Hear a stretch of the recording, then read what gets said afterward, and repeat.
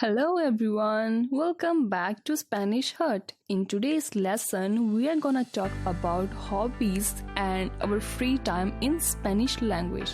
Well, when we talk about hobbies, it's a great way to make new friends, to get to know someone better. Talking about your free time or your hobbies is a great way to start a conversation or to find things in common when you are speaking to somebody. So, let's talk about it. First, we have to know what we call hobbies in Spanish, right? So, hobbies, pasatiempos, to draw, dibujar, to sleep, dormir, to play, escuchar, to talk or speak, hablar, to ride a bike, montar en bicicleta, to dance, bailar, to swim, nadar, to play an instrument, tocar un instrumento. I like taking pictures. Me gusta tomar fotos. Playing basketball, jugar al baloncesto. Playing football, jugar al fútbol. Horse riding, montar a caballo. I like roller skating. Me gusta patinar.